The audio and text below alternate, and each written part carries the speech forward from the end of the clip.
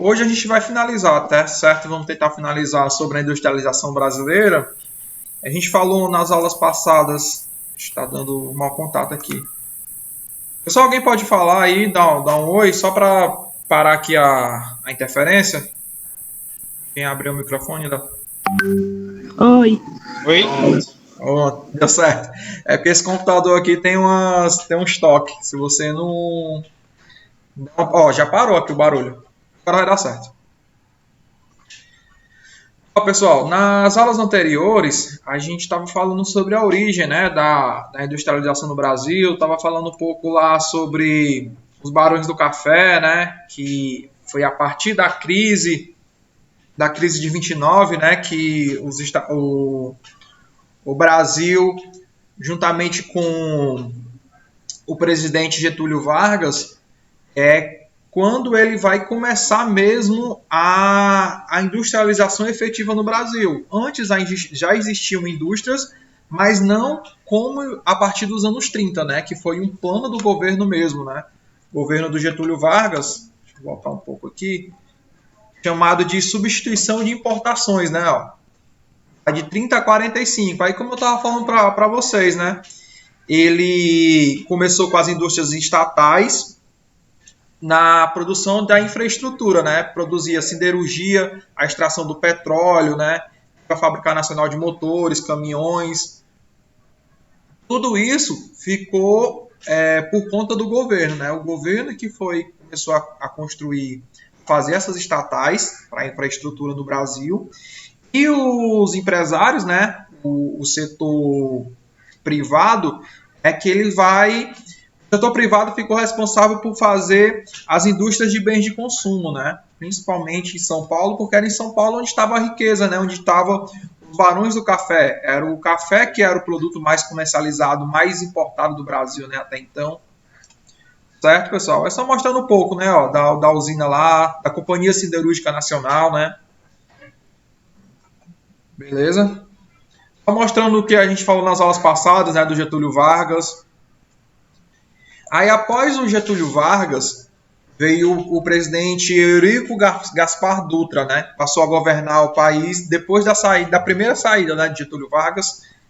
Ele também teve um dos mesmos planos que o Getúlio Vargas, né, em relação à industrialização, que foi o Plano SALT, investimentos no setor da saúde, alimentação, transportes, energia, educação, certo?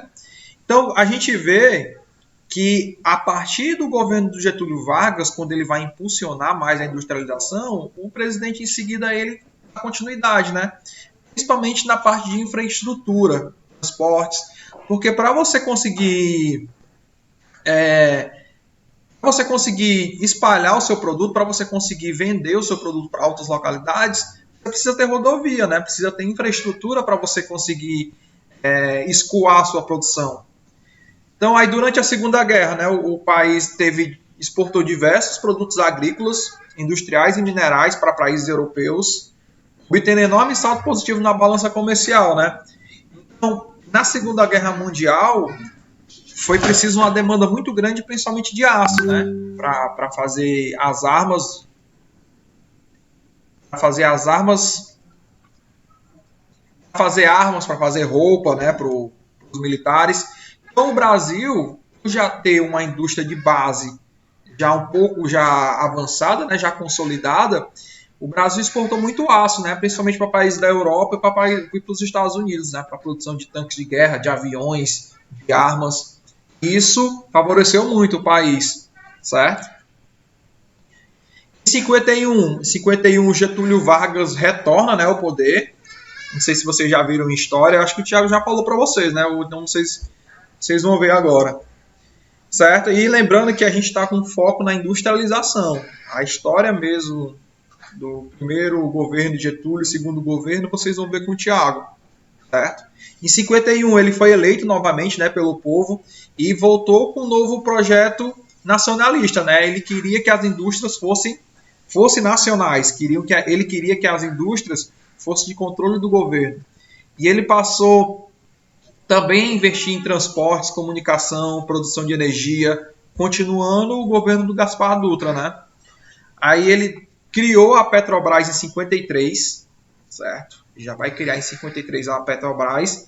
E o BNDES, né, que até hoje está aí, né, que é o Banco Nacional de Desenvolvimento Econômico e Social. Esse banco, pessoal, não sei se vocês já viram o banco do BNDES, tem o mais próximo, acho que tem lá no centro. Se vocês já viram, um banco muito grande.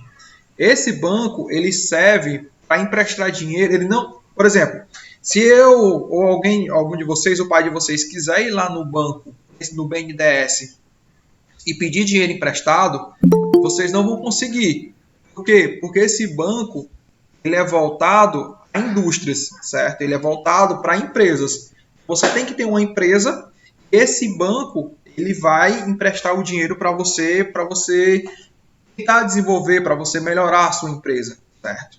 É dinheiro público, né? Dinheiro estatal. Aí, com o tempo, é também a juros menor, né? Por exemplo, se você for pedir dinheiro no Banco do Brasil, a taxa de juros é uma. O BNDES não, a taxa de juros é bem menor, justamente para tentar desenvolver a indústria que você está querendo montar ou a empresa, certo?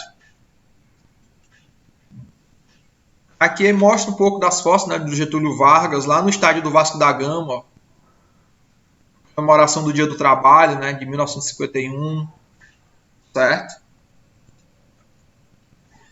Em 1956 ao 61, a gente também falou, né, respondendo as questões, a gente falou do presidente Juscelino Kubitschek, né, entrar em 56, um plano de metas, né? Vocês lembram lá qual foi a maior obra do Juscelino Kubitschek durante esses 5 anos que ele fez? Hein, pessoal?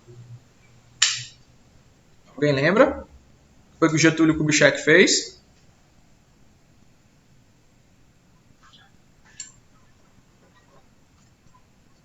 Hein, pessoal? Alguém?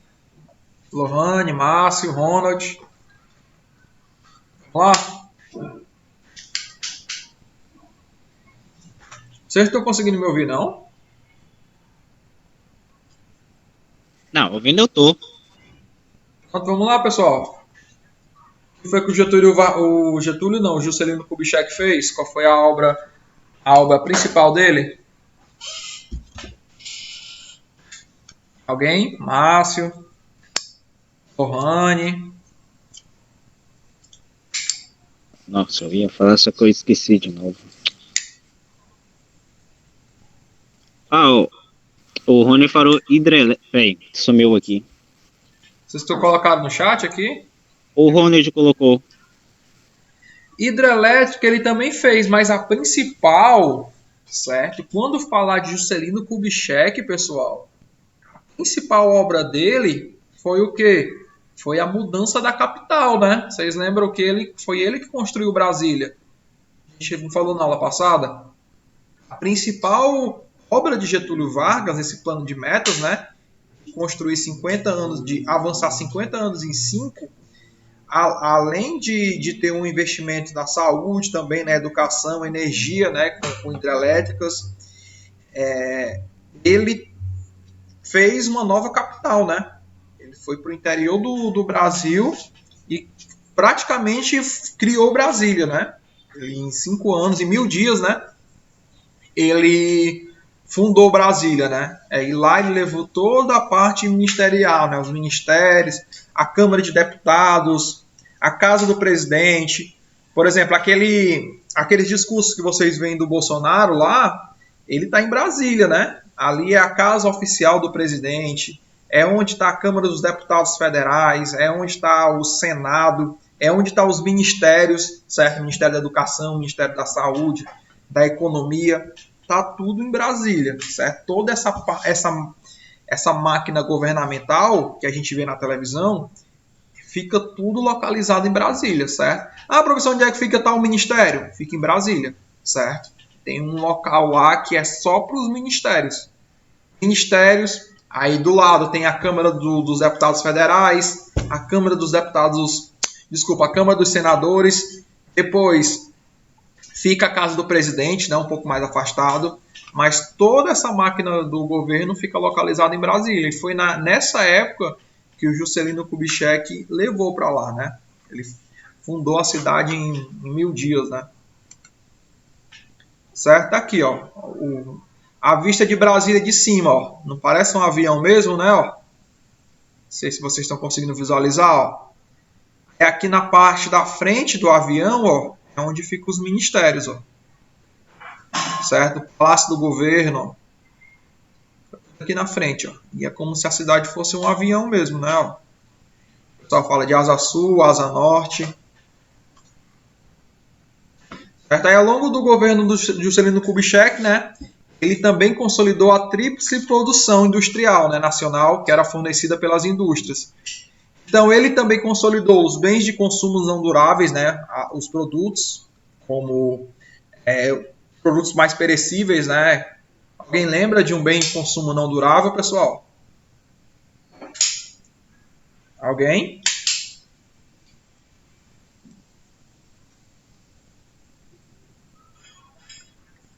Alguém lembra o que é um consumo não durável, um bem de consumo não durável, pessoal?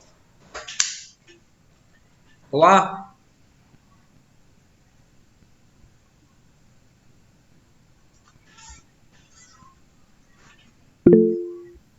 A TV, né, como o Ronald está falando, Fala do celular também. celular, né, são produtos que duram pouco tempo, né? Alimentação, alimentos em geral, né, dura pouco tempo. Por exemplo, se você comprar um pão, ou ele tem um prazo de validade, né? Se você comprar um pão hoje e demorar 5 dias para comer, o pão já não vai ser aquelas coisas, a coisa que é para ser, né? Aí, pessoal, ele também investiu, né, nessa indústria para melhorar os bens de consumo não duráveis. Os bens de capital, certo? Que a estatal também do Getúlio Vargas, ele também investiu. Os bens de consumos duráveis, né, principalmente com carro, com a participação do capital estrangeiro. Aí tem essa foto aqui, que essa foto está em todos os livros, né? Que é ele com o Fusquinha aqui da Volkswagen. Volkswagen vai se instalar na época de Juscelino na capital. E é a partir dessa época que os carros da Volkswagen começam a ser produzidos aqui, né? A Volkswagen, a Ford, certo? Em São Paulo, né? Tudo em São Paulo. Após isso, ó, após o governo Juscelino Kubitschek, vem o governo João Goulart, né? Que ele tentou fazer reformas. No decorrer de seu governo, o Brasil passou por uma grande crise política, né? Iniciada em 61, com a renúncia do presidente Jânio Quadros, né? O Thiago fala para vocês sobre o Jânio Quadros. E a crise vai agravar com os problemas econômicos, né? Porque como eu disse para vocês nas aulas anteriores, o Juscelino Kubitschek, ele usou muito dinheiro do Banco Mundial, certo? O Banco Mundial ele foi criado, pessoal, para reformar, ou então para consertar, nem consertar nem reformar, mas para ajudar os países que saíram da Segunda Guerra Mundial, certo? Principalmente a Europa, ela saiu muito arrasada, né? Ela saiu bastante destruída depois da Segunda Guerra Mundial. Então foi criada a ONU, né, a Organização das Nações Unidas, e com isso foi criado o Banco Mundial. Esse Banco Mundial era para a ajuda dos países que estavam destruídos. O Brasil também pegou dinheiro, né, para construir Brasília e também organizar a sua estrutura de indústrias, organizar a sua estrutura rodoviária, ferroviária, certo? Mas isso teve um preço, né? É aí que vai começar a crise, certo? Vai ter uma crise também, mas é aí que vai começar a dívida externa. Não sei se vocês já viram falar sobre a dívida externa, mas começa com Juscelino Kubitschek e tem uma grande crise, né, com João Goulart. Aí, após o João Goulart, ó, foi em setembro de 61 e ocorreu após a instauração do parlamentarismo, né, que reduziu o poder do chefe executivo. Aí, em 64, né, em 64, vai haver o golpe militar, né, que eu acredito que o Thiago também vai falar para vocês. E o que vocês acham? Vocês lembram o que estava acontecendo no mundo nessa época aqui, ó, em 64? Alguém lembra, pessoal?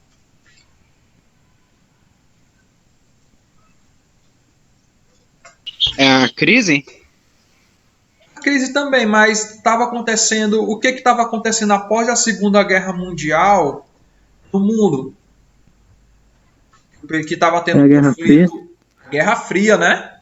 Exatamente. Estava tendo a Guerra Fria. Alguém lembra o que seria a Guerra Fria?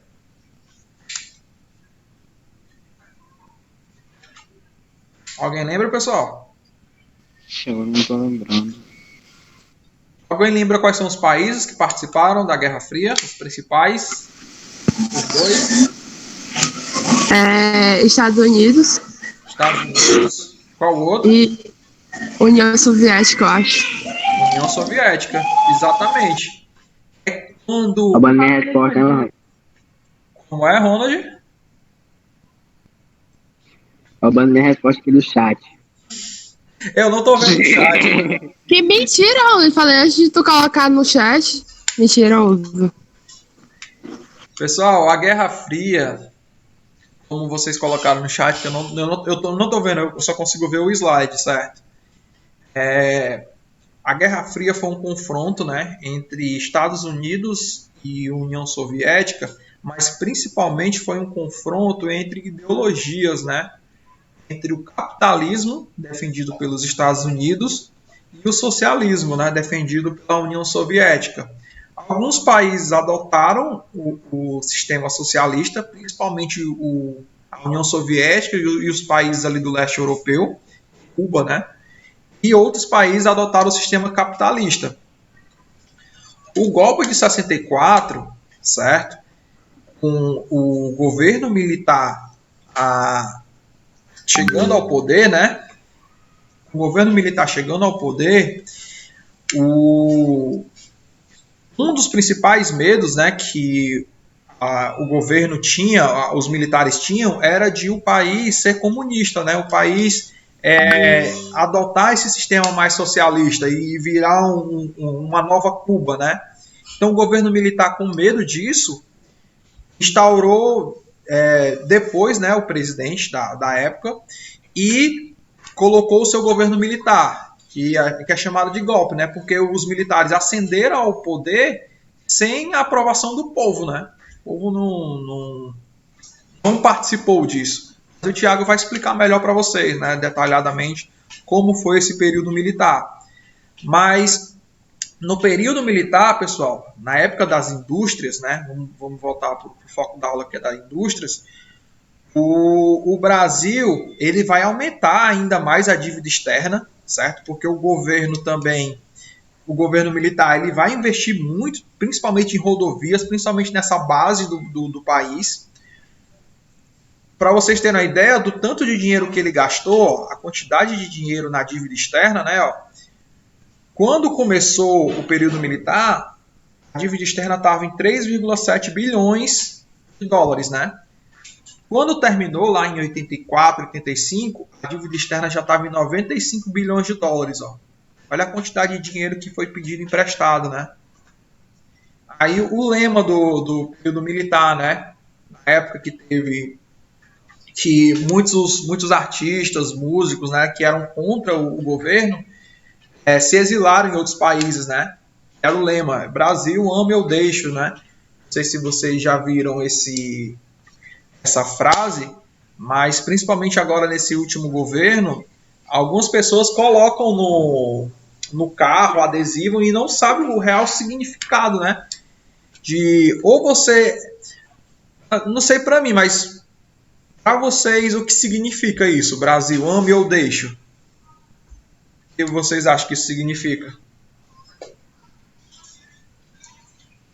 Hein, pessoal? Pode citar o que vocês acham, não tem problema não. O que vocês acham que isso significa?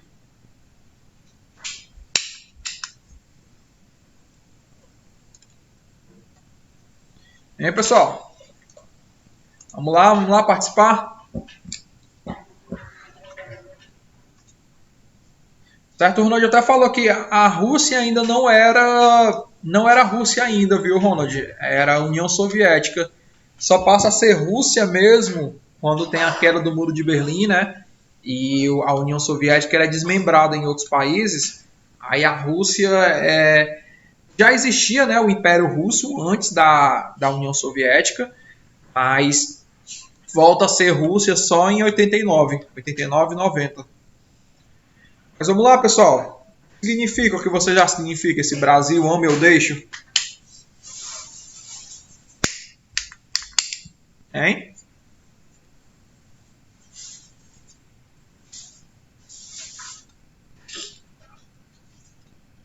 Alguém?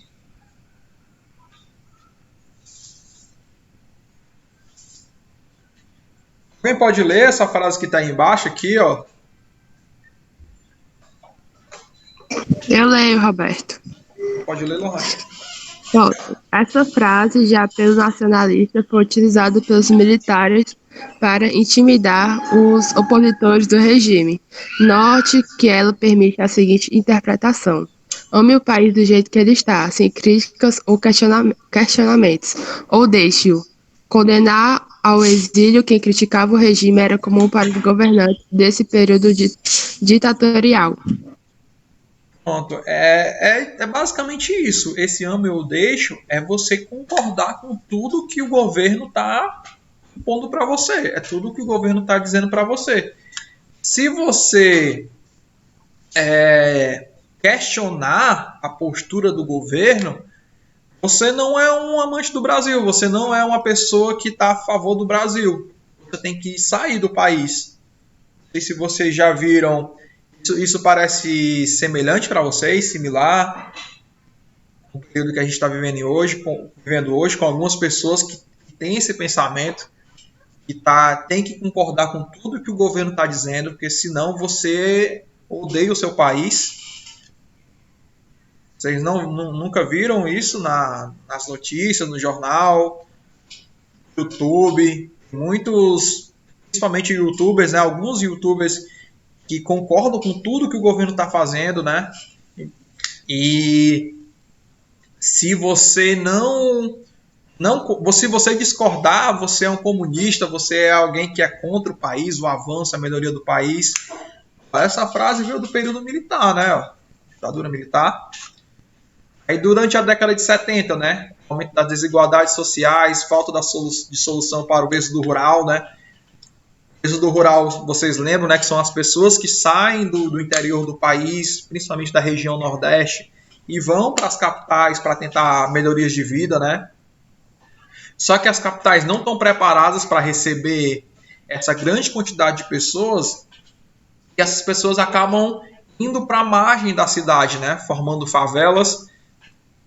A gente consegue ver aqui, ó, nessa foto, e não existe saneamento básico, né? Eu acredito que também não existe energia elétrica nessa parte, porque a cidade não estava preparada para receber uma quantidade tão grande de pessoas, e as pessoas não tinham dinheiro suficiente para ir para as partes mais urbanizadas da cidade.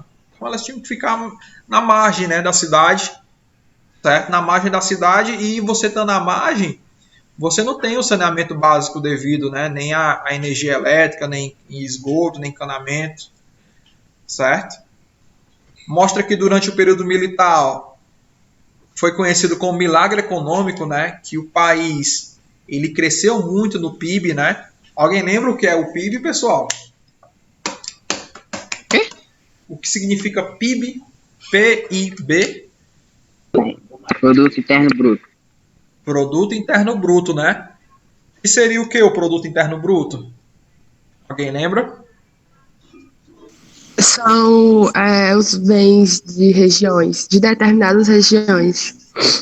Exatamente. Não só de determinados, Lohane, mas o Produto Interno Bruto é a soma de toda a riqueza que o país produziu naquele ano.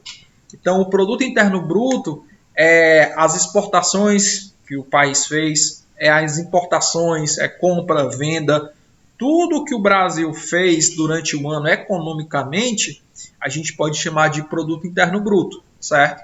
E aqui mostra o milagre econômico, né, que aconteceu no período militar, que durante uma época o Brasil ele cresceu em média 10% ao ano, né? Em 70 ele chegou a crescer a 14 anos, chegou a crescer 14%. O que é esse crescimento? esse crescimento é justamente na economia, certo? Na riqueza que o país tem, na produção. Então, no período militar, essa parte que eles chamaram de milagre econômico, né? Aí, nesse ritmo, o crescimento, né, foi sustentado porque o governo investiu. Vocês lembram que eu mostrei no slide passado que a dívida do país passou de 3 bilhões para 95? Foi por isso daqui, ó. Certo? Foi sustentado por investimento governamental. Então, ele foi expandir vários serviços, como estatais, as hidrelétricas também, a energia. Estava tentando levar energia para o Brasil todo. Telecomunicações, né? O telefone vai começar a se expandir para o Brasil. Isso foi a um custo, né? Então, isso aqui parece ser um pouco mascarado, né? O Brasil cresceu muito nessa época, mas porque pediu muito dinheiro emprestado, certo? É como se eu, por exemplo, a Lohane, de um dia para o outro, compra um carro, né? Uma Hilux. Aí, no outro mês, a Lohane comprou uma mansão. Aí vocês, vixe, a Lohane mudou de vida, né? Tá com uma Hilux, uma mansão ali da lagoa ali do Jabuti. Mudou de patamar, né? Mas aí vai ver por dentro, por trás, né? Aí a Lohane pediu dinheiro emprestado a banco, pediu dinheiro emprestado à família, pediu dinheiro emprestado a um monte de gente para conseguir comprar o carro e a mansão. Então é meio que mascarado, né? A Lohane cresceu, né? Mudou de patamar, tá mais rica, mas a que custos, né? De empréstimos, né? Meio que aconteceu com o Brasil. Se deu para entender a comparação. Você mudou o patamar do país, mas a que custo, né? Custo de empréstimos, né?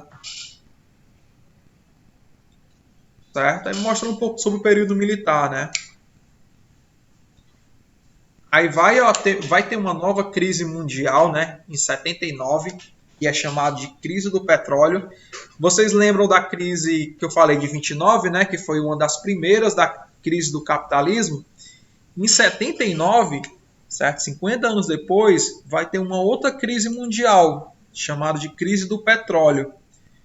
Essa crise do petróleo foi uma crise organizada pelos países. Alguém lembra? A gente vai até falar nas próximas aulas, mas vocês sabem quais são os maiores produtores de petróleo do mundo? Quem sabe dizer? São os países que mais produzem petróleo.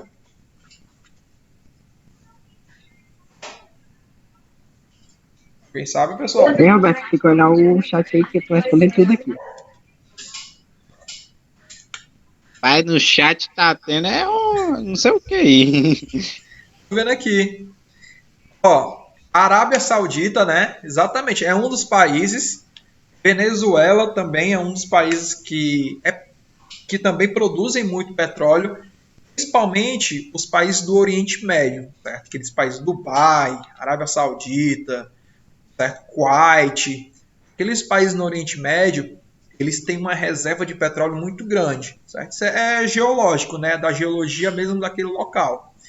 Nos anos 70, em 78, para ser mais exato, o que foi que eles fizeram? Eles se organizaram, né? Fizeram a OPEP, que é como se fosse uma organização, né, dos países exportadores e produtores de petróleo. Até então, o barril de petróleo era $50, certo? Cada barril de petróleo era $50. E eles se organizaram. Não, peraí, se é só a gente que vende, nós somos os maiores exportadores de petróleo, vamos dobrar o preço. Em vez de ser 50, vamos colocar 100. Colocou a $100 o petróleo, porque nessa época, e até hoje, né, o mundo é movido a petróleo, né, é movido a gasolina. Se você for pegar um avião, você está usando um combustível que é derivado do petróleo. Se for pegar uma mobilete, se for andar de mobilete, você está usando um derivado do petróleo. Certo? O plástico que a gente usa é derivado do petróleo. Então, praticamente, o mundo gira em torno do petróleo.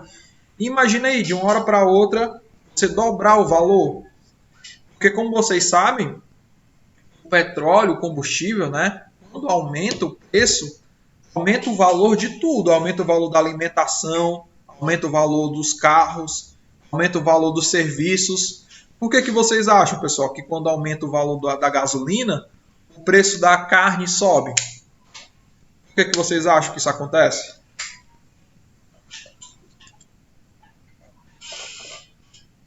Hein, pessoal? Assim, agora o combustível é 6 conto. Mas eu fui lá no mercantil e eu vi que a carne subiu e o leite subiu. Então aumentou o valor. Por que vocês acham que isso acontece? Tem alguma noção? Está aqui um exemplo. Tem uma fazenda, né? Fazenda de criação de vacas, que matam vacas. E essa fazenda é no interior do país. Para transportar essa vaca... Exatamente, Márcio. Para transportar essa vaca que vai ser abatida lá, ela é transportada por meio de quê? É transportada por meio de caminhões, né? Caminhões frigoríficos. E esse caminhão frigorífico, ele é movido a um combustível, né? Então, quando você transporta aquela carne do interior e o combustível aumenta R$1, o preço da carne, o valor, o preço em si da carne, ele vai aumentar porque o preço do combustível vai estar embutido dentro desse valor da carne, certo? Mesma coisa vai acontecer se você for comprar um carro que vem de outra localidade. Se você, além dos impostos, o valor do combustível, pessoal, ele vai influenciar diretamente no valor dos produtos que a gente compra. Porque é através dos caminhões que trazem esses produtos que o valor do produto está embutido.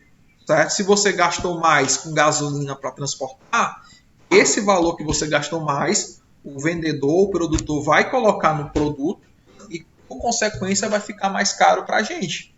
Certo? É por isso que quando aumenta a gasolina, é um alerta grande, né? Dizem muito, aparece muito no jornal, porque aumenta tudo, certo? Se não aumenta tudo, aumenta praticamente tudo, principalmente os produtos que a gente consome, né, no dia a dia. Certo? Vamos voltar aqui para a aula para a gente finalizar. Então é aí que vai ter uma crise por isso. Os países não estavam preparados para ter esse aumento de 100%, né, no valor do petróleo. E aumentando o petróleo vai aumentar tudo. E o processo de industrialização do Brasil também continua avançando, né, com as empresas estatais. E o fim do período militar vai ocorrer em 85, né, em meio a manifestações populares, as eleições diretas, né, para presidente. Nos anos 90 começa a vigorar o Plano Real, né, com o presidente Fernando Henrique Cardoso. A moeda real ela é bem recente. Ó. O dólar, para vocês terem uma comparação, o dólar, essa moeda, ela existe desde o século XVII, se não me engano, o século XVIII. O real, a moeda real, que a gente conhece até hoje em dia, ela só foi criada em 1994. Até então existiam outros tipos de moeda, né? Então, quando você fica mudando muito a moeda do seu país, isso pode ocorrer numa desvalorização, né? Por que o dólar é tão forte? Por que o dólar é a base da moeda no mundo, né, em si? Porque ela é uma moeda bem consolidada, né? Ela é uma moeda que não perde seu valor. Já está aí há mais de 200 anos. O real não, mas o real até em si foi um plano de moeda que deu certo. Porque até então o Brasil vivia mudando de moeda, certo? Quando a moeda se desvalorizava muito, para tentar combater esse poder de compra, né, que era diminuído, o governo mudava a moeda, né? Aí já passou a ser, era cruzeiro, passou a ser cruzeiro real, cruzados novos, e desde 94 chamada de real, certo? E hoje em dia, né? É nessa época no governo Fernando Henrique, pessoal, que o Fernando Henrique vai começar a privatizar essas indústrias estatais que a gente estava falando, né? Essa criação de indústrias, principalmente indústria de telecomunicação, indústrias de petróleo, porque isso era muito caro para o governo, né? Era muito caro para a gente conseguir sustentar toda essa máquina, certo? Essa máquina que o governo tinha, porque tudo era empresa estatal. Se a empresa do governo, quem é que paga o salário da empresa de uma empresa governamental? É a população brasileira, né, através dos impostos. Então o Fernando Henrique ele vai começar a enxugar essas empresas, vai começar a vender para a máquina do poder, para as indústrias estatais e o governo em si não ficar tão inchado, né, não gastar tanto dinheiro.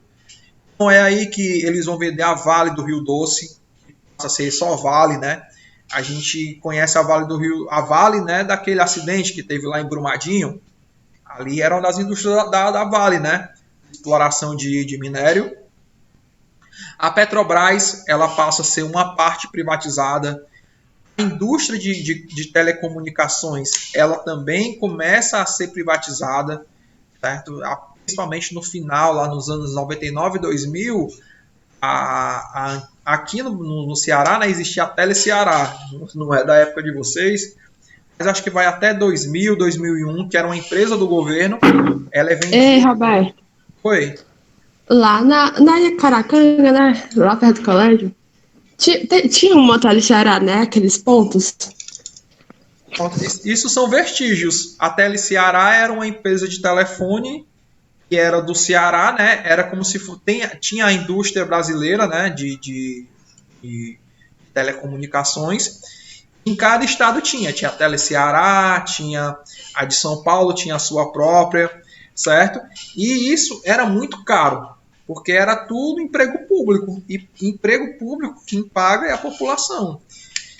E era caro e não era que era ineficaz, mas era algo que era muito caro e não era de acesso a todo mundo, a todos os brasileiros. A partir do momento que foi vendida, a Oi comprou, depois entrou a Claro, a TIM, a Vivo. Depois disso, as telecomunicações cresceram bastante, porque começou a ter concorrência, né? Vocês lembram que a gente falou lá no capitalismo? Quando você tem concorrência, a concorrência faz com que o valor diminua, certo? Porque você vai sempre buscar o preço mais barato.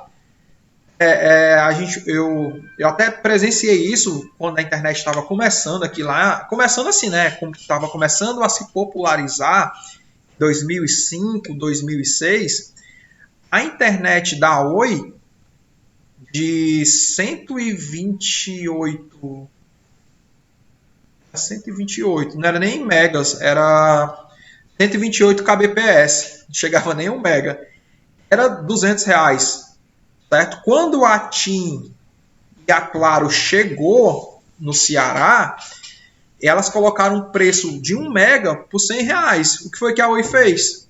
Achou o preço também, porque ela queria competir, certo? Então 1 mega, foi em 2006, 2007, a TIM chegou, colocou 1 mega por R$ 100, a Oi teve que se adequar, porque senão todo mundo ia sair da Oi e ia para a TIM.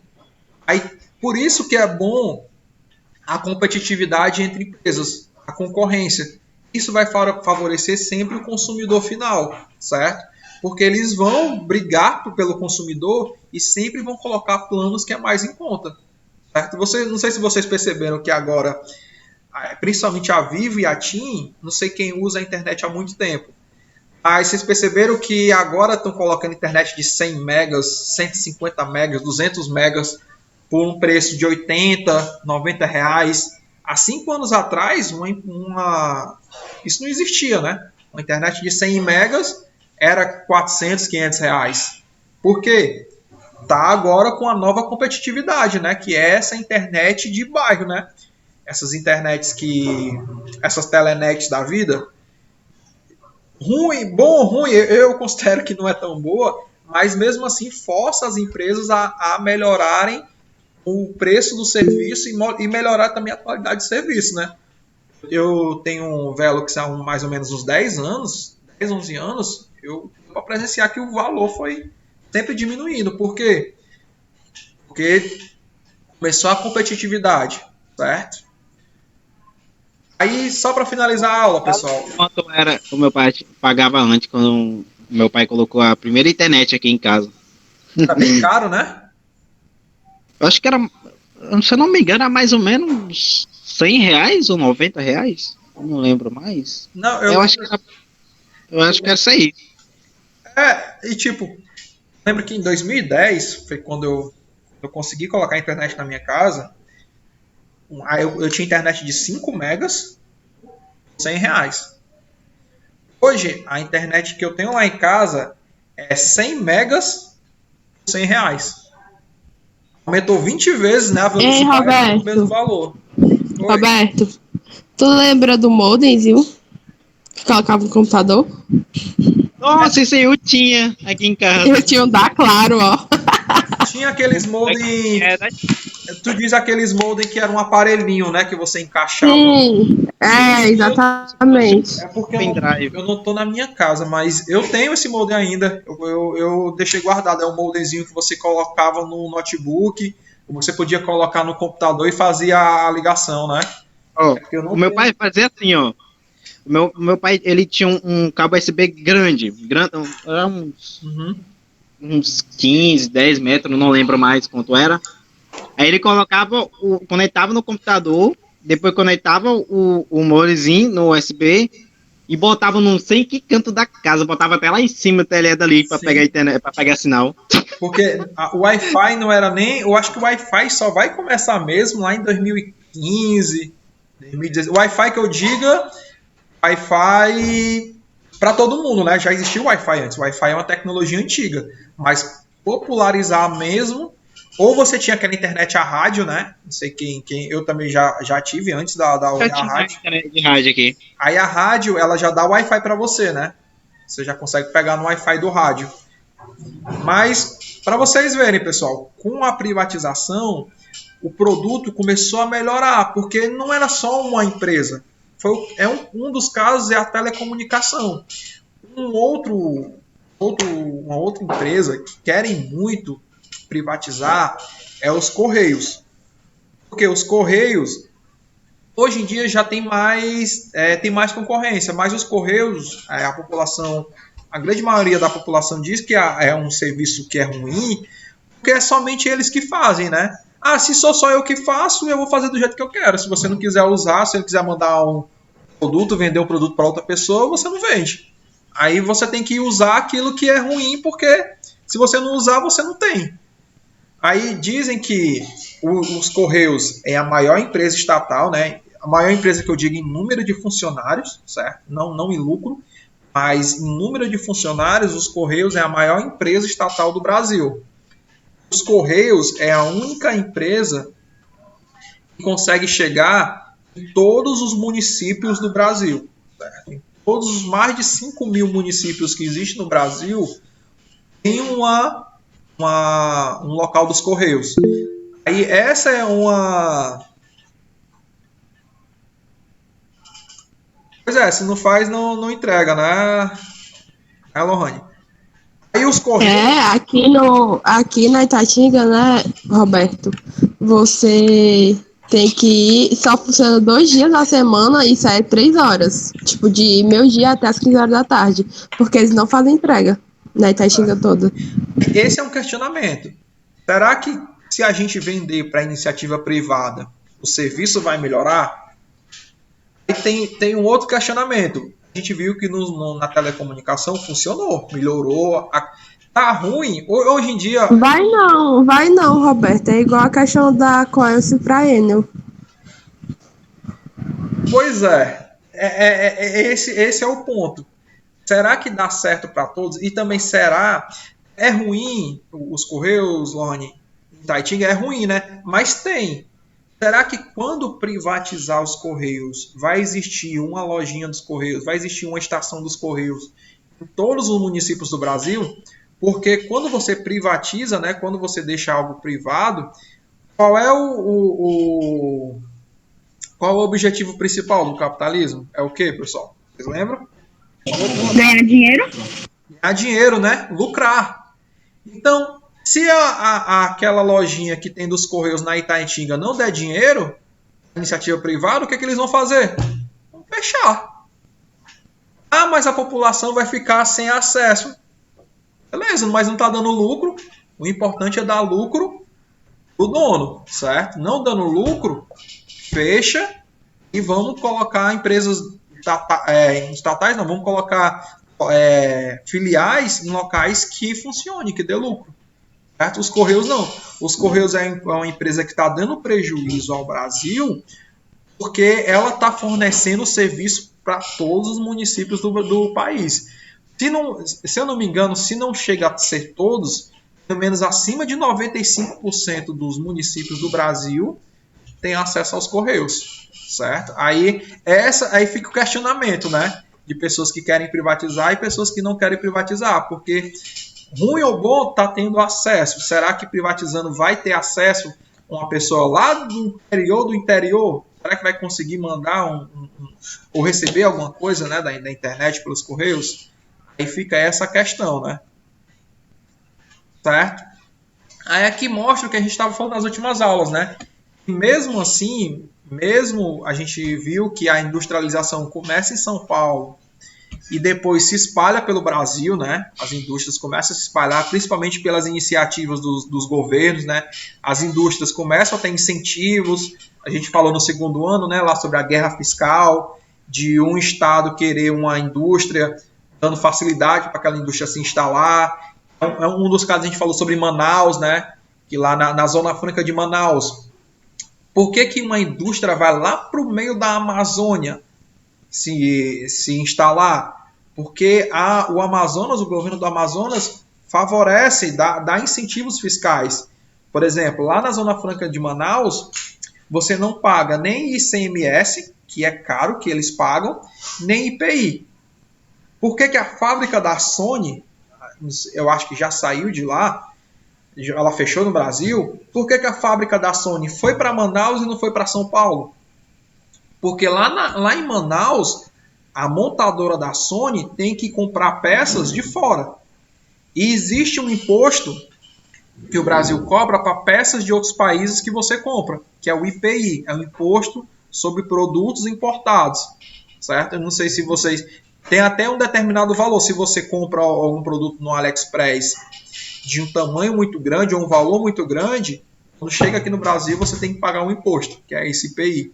Lá em Manaus, as indústrias que compram não precisam pagar, né? O governo ele abate tanto o IPI como o ICMS. E isso deixa com que a produção seja mais barata, né? Favorecendo o lucro, tendo um lucro maior do empresário, certo? Mas mesmo com esses incentivos dos estados em terem indústrias em outros locais, o Sudeste ainda é a região do país que possui ainda o maior número de indústrias, né? A quantidade chega a ser a mais de 50%, né? Em 2006, a indústria mostra que 7% está no Centro-Oeste, no Sul, mas foi bem dividido, né?